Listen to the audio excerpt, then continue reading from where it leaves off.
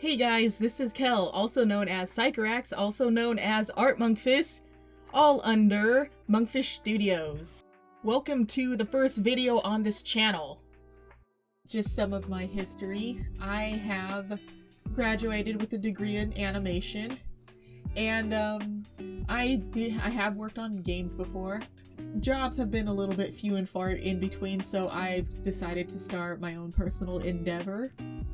I have an idea. Right now I'm going with the fantasy genre because it's something I've been passionate about. I've loved Dungeons and Dragons for as little as I've managed to play. I've been a very big fan of the fantasy genre in general. You could see me playing a bunch of them, like Dragon Age, World of Warcraft, Elder Scrolls, just like all of them. So I feel like that's kind of an area where I could be most passionate about creating this, because one of my reasons why creating this is to keep my skills polished, just so I could keep on expanding my ability to work with growing technology and get more into the development scene of the indie industry, the indie part of it. So right now the running title is Keyreste, potentially also Epistle. Alright, I chose the medium of 3D because that's where my expertise is.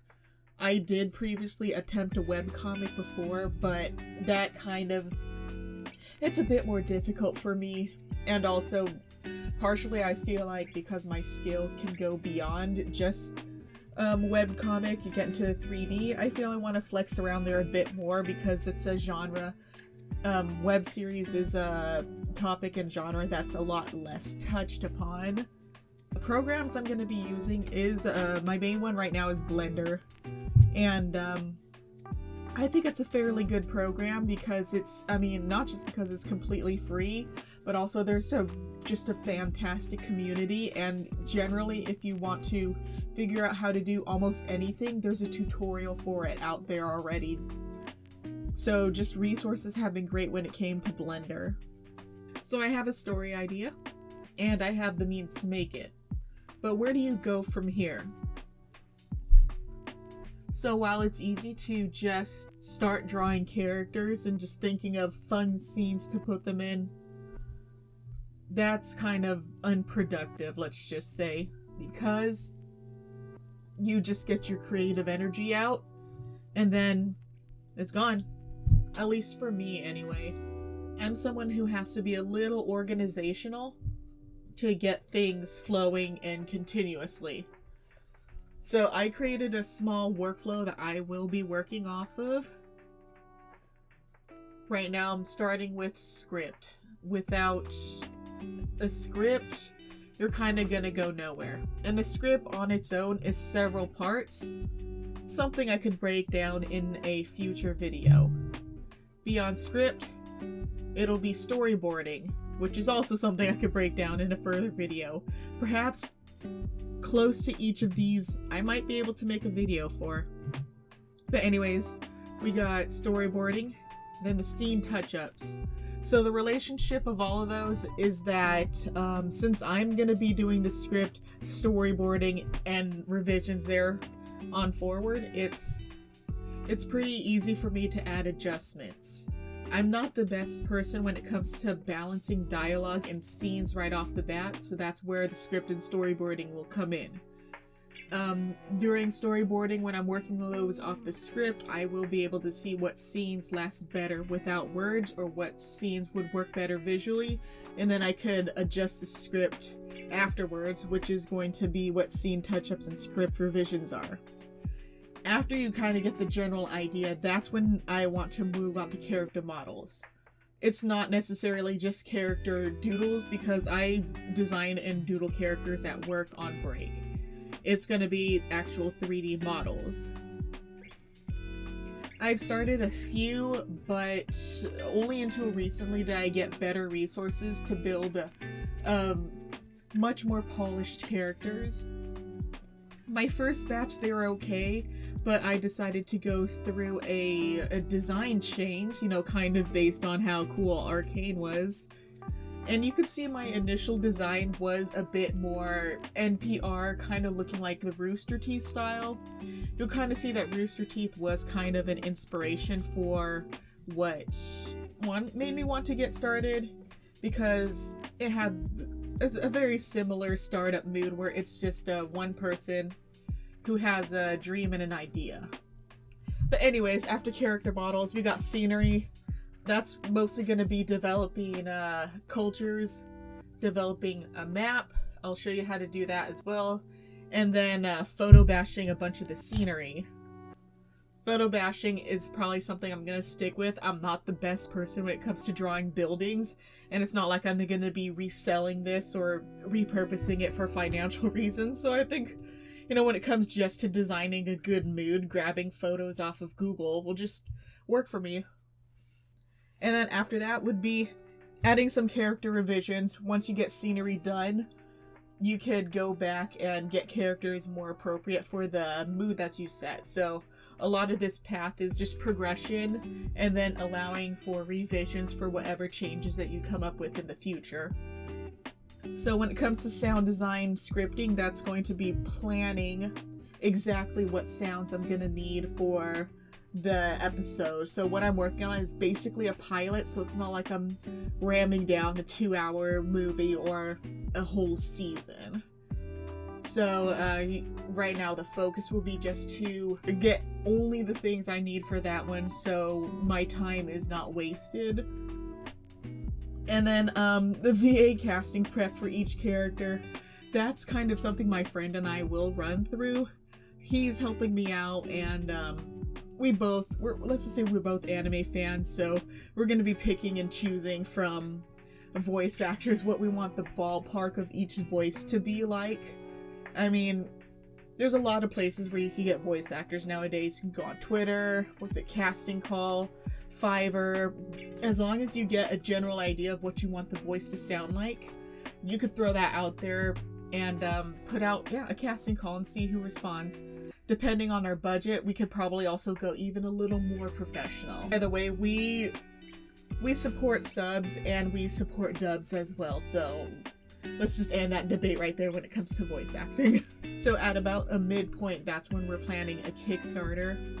Usually crowdfunding is a place you want to start when you have a guaranteed ability to deliver a product. Right now, I placed it after the base, a good foundation, and then most things after the Kickstarter or crowdfunding is stuff that would need the funding for it. So that would be the casting call, the actual voice actors, getting them, you know, because that's going to be where most of the budget is going for, is sound and music, because those are two things that I cannot do.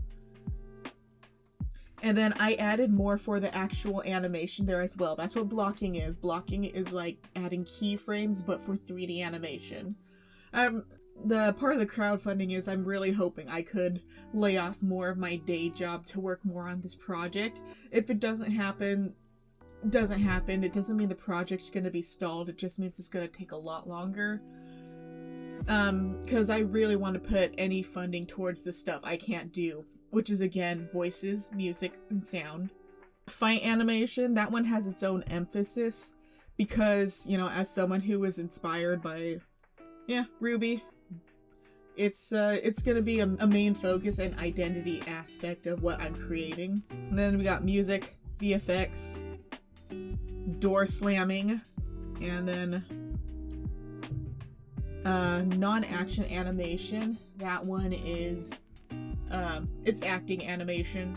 Acting animation is actually surprisingly harder than fight animations in a way.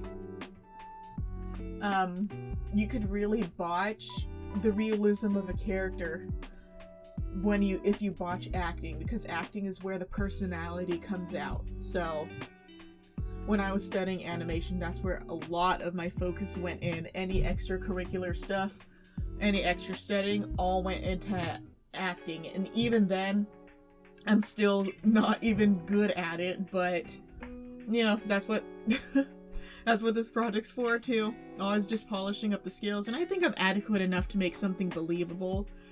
Like, my god, if you see later Genlock stuff, I think I'm gonna be okay. Season 2 of Genlock was actually very, very bad. Alright, lip sync is probably part of the acting of it. And then we just had, you know, fight animation touch-ups, and then post-production edits. So that's tied a bit together because post-production edits is adding 2D effects. My plan is to do 3D animation, but then also have most of the effects be 2D. I'm not the best 2D animator, but effects are generally easy to do as long as you know how to do physics, and there's just a ton of reference you could use.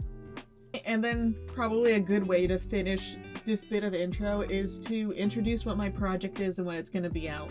So I mentioned it's called Keyreste. So the main character is a boy called Jared. He's the son of one of the greatest warriors of the whole kingdom. The kingdom itself is it's very like holy paladin based. When you see most of the other kingdoms, they each kind of have their own specialization, their own focus, their own culture. But then he kind of wants to do his own thing. And he explicitly does not want to follow his father's footsteps. Because his father is known as a great hero, but he did not have a good relationship with him. But eventually, his father's just gonna vanish one day, and after that, the whole responsibility of nobility and protecting his lands, which were placed on a very vital part of the kingdom, all that is gonna fall onto his shoulders quite quickly. He's got tons of dangers on his own land, which is based in an area that has basically enemies all around, so it functioned as a barrier for the kingdom of itself, Brayoth. And the kingdom of Brayoth itself served as a border country to protect the other human countries and kingdoms beyond it. So his area is like extra focused on protection. So right when his father vanishes, a bunch of upper nobility immediately just come and try and take over his land. So he has to prove himself to be able to take care of his land, otherwise he and his family are gonna lose it all.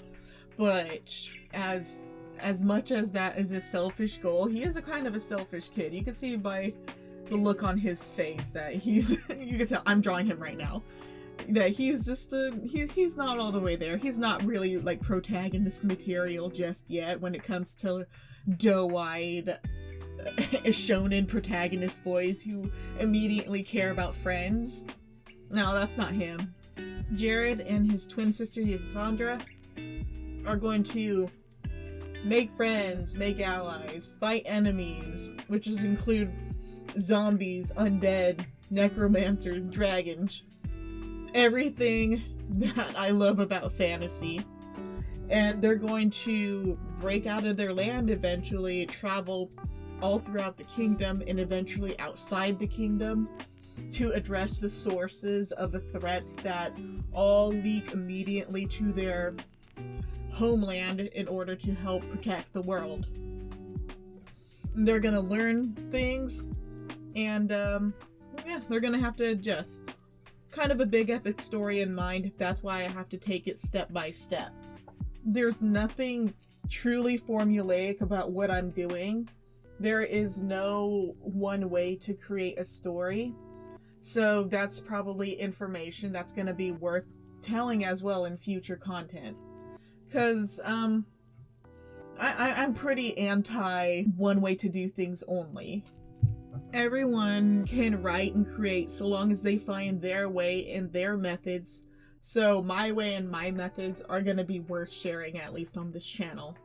So if any of this sounds something worthwhile to look into in the future, to watch future content, go ahead and drop a subscribe, drop a like, and I encourage people to keep on creating. Thank you.